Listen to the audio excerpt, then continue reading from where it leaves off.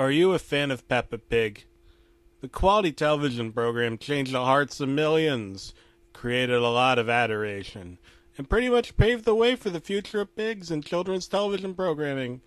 However, there's a very disturbing missing episode of Peppa Pig, a lost episode, if you will, cut from the original lineup because it was considered too dark for daytime children's television programming. A man in the upper building with the email handle Pork Leaker sent me the VHS tape in a manila envelope and warned me not to tell the boss, or we'd both get written up for stealing office supplies. What a lot of people don't know is that Peppa Pig was originally designed as a short series of vignettes meant to teach kids powerful life lessons about baseball, police officers, and other important issues. English baseball. This cartoon took place in England. However, this episode was not for families, and I think I meant cricket, and I would find it hard to believe that it even exists if I myself hadn't wait a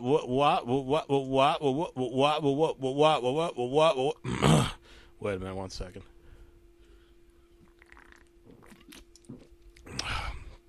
Friggin' circuit's fried up. Witnessed it with my own two irises. It was oddly titled, Peppa Pig is spicy, don't sneeze, you whore. What the fuck did that mean? I just wanted to watch a quality program.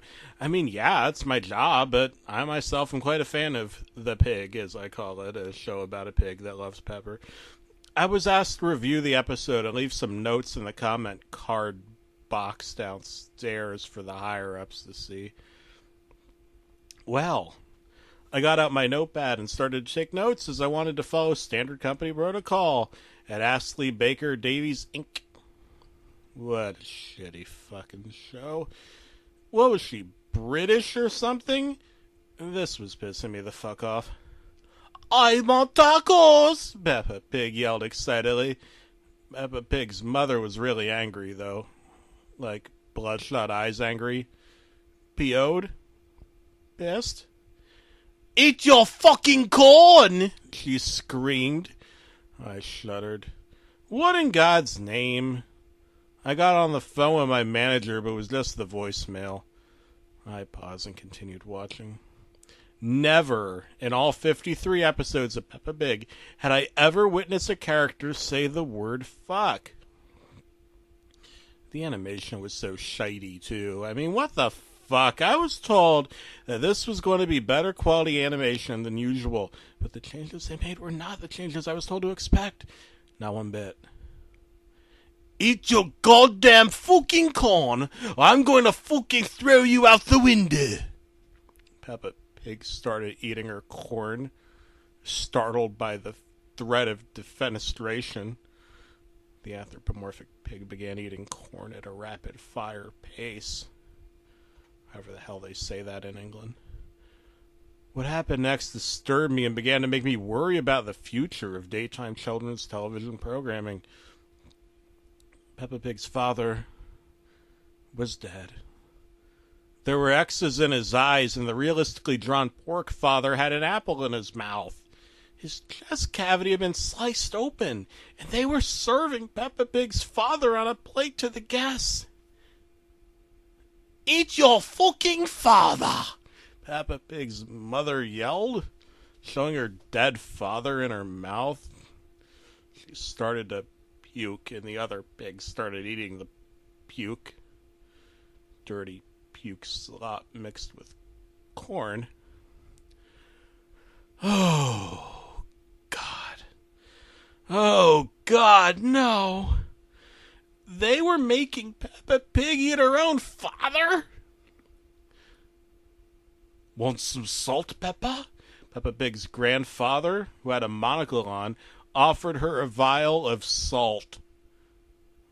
There was a severed pigtail in the salt shaker. I had to look away. The blood, the gore. I love you, Peppa, the father said.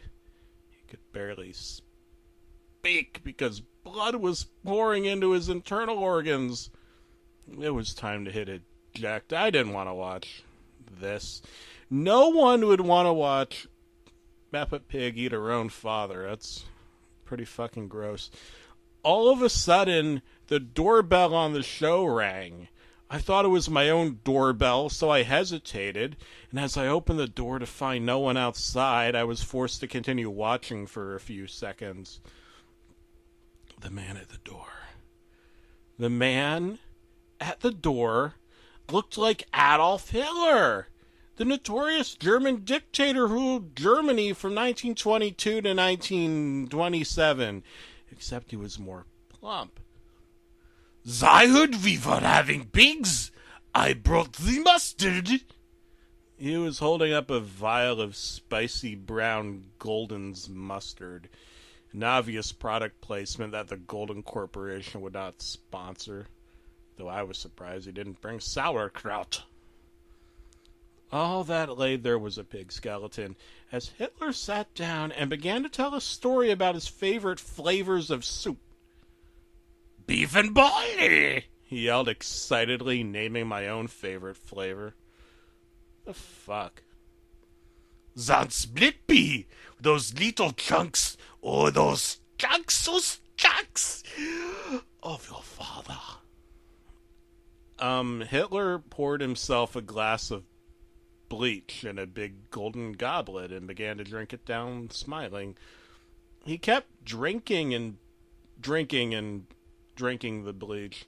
He pointed to a crudely drawn time machine in the corner. At least I think that was what it was. It was a dryer attached to a bicycle with propeller wheels and a bunch of wires with a colander. "Kommen Sie kommen!" Hitler looked a little sick as he led them over to the dryer. He entered on his own, and it turned on, and instead of taking him back in time, it just burned him alive and killed him. I don't care. It's fucking Hitler. Well, you know, now that I think about it, maybe they did go back in time.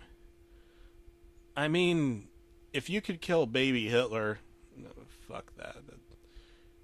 That's a dead horse that's been beaten to death and beyond.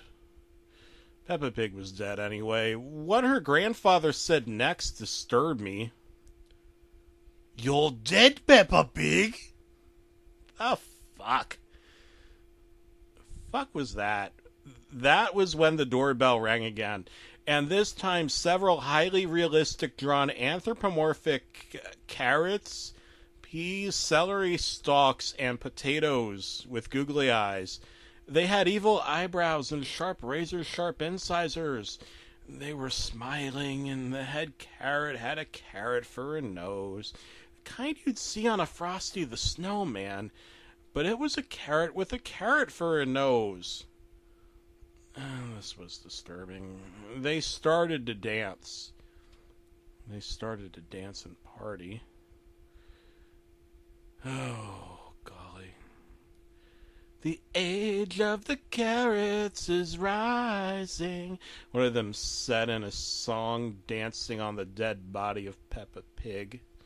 They were dancing, swinging, swaying, fucking partying. One began pouring beer, and another began eating the remains. "Eat me next," the grandfather smiled as he climbed into the mouth of the carrot and waited to be eaten alive by the carrot. Then a weird narration started. It sounded like my manager, Mr. Goldberg. What he said next really disturbed me. The time rift was real. We told them we were going back in time to kill Adolf Hitler, but in reality we were going to create the first humanoid pig race by splicing the first Neanderthal with animals of the genus Sus. But the pigs were in pain. Peppa, dead Peppa. The pigs were crying. So we went back. We tried to fix things. Okay, I shut the tape off. I didn't want to know. This was too weird for me. This wasn't couched in anything. I mean, this couldn't be real. Reality has to be couched in something. But I was experiencing it. So I couldn't deny it. I got my manager on the phone and demanded to know the meaning of this VHS, but he told me he was going on vacation for a few months and abruptly hung up the phone. A 2-month vacation in January? What a shitload of fuck. He was hiding something. I got into my car and drove to the office, but someone had changed the locks.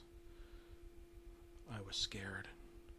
The key broke off and I was never given a replacement. I decided to go home and continue watching. I mean, what else could I do? With my key broken, it was the only option. Duh. Put the tape back in and press play. We tried to fix things, the manager continued. Well, this guy made $30,000 a year and lived in a condo next to a defunct Arby's. Western Governors University education for you. Well, we couldn't do it. You see, once you go back in time, you can't go forward. Time doesn't work that way. There's no eraser. You can only go back and not forward, so every time you go back and change something and then go forwards again, you're effectively rewriting something that you already tried to rewrite.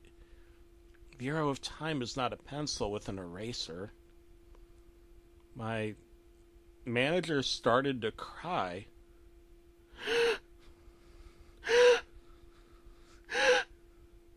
It's an Etch-a-Sketch. And Peppa Pig, dearest Peppa Pig. She was real. There was a real pig. A real 5-year-old pig girl. The pig girl, her daughter, Anne. He started to sob uncontrollably. Really, he started to sob uncontrollably. What the fuck? What in God's name was my manager saying? That time splits in an infinite number of dimensions? And we're all living in the dimension where Hitler is the man who went back in time.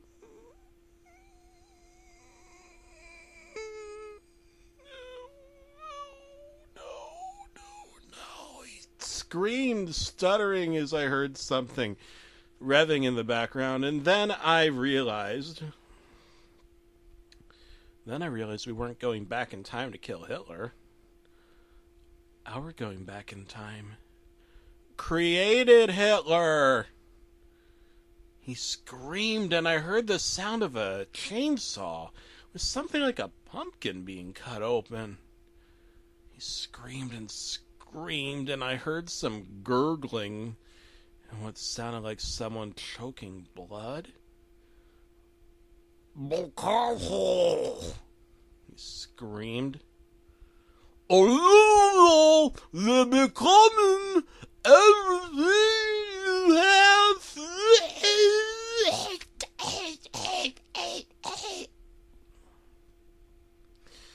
It was just a bunch of gibberish. It sounded like he swallowed his tongue. I know a thing or two about that. The voice actor that I didn't recognize began to speak. This is the rise of the carrots, the day when our starch organs pump pulp blood. We'll inherit your cars, your ideas, your technology that exists outside time and is yours. You see the carrot grab the dryer calendar time machine and smash it, breaking it into 1,000,000 pieces. The carrot's muscles had green stalk veins and were pumping starch blood. This was disturbing. Maybe my boss was right. Not the time thing, that made no sense, but about the girl. The pig girl. The carrot man began sanding his teeth with a crudely drawn nail file, sharpening them. Enjoy your soy burgers and soy milk while you sleep in your soy bed with your soy dick. You cuckface soy boy! He gave me the middle finger, and by that I mean the screen. A carrot was giving me the middle finger, and the carrots began grinding up the pig bones. A time lapse shows all of the carrots creating a society out of the dead pig ashes. The pigs that apparently ate humans. And what did the humans eat? Pigs. And what did the pigs eat? Carrots. You catch my drift? It all made sense now. I get it. This tape only existed in this of all possible dimensions. All the other dimensions?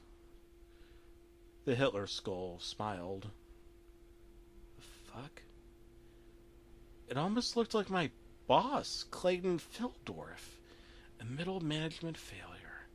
A second-rate animator for a failing animation studio. Nobody special.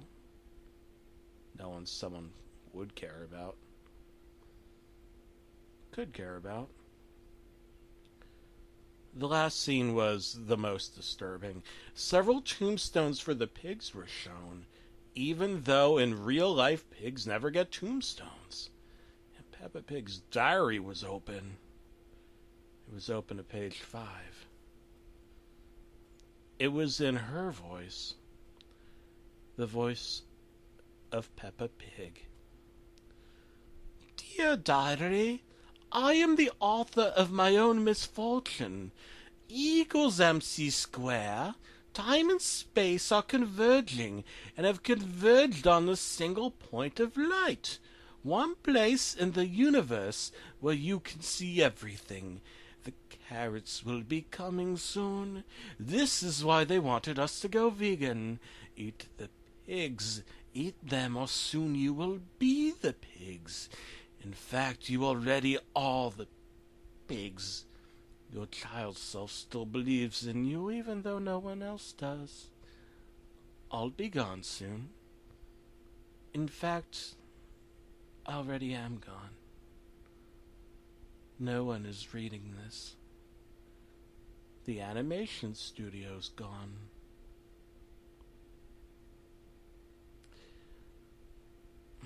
I tried calling my boss, but my boss didn't pick up.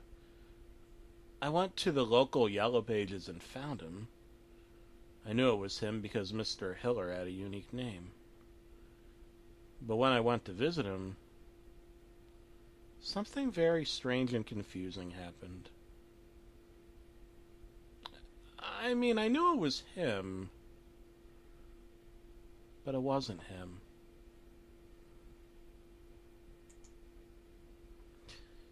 It was an infant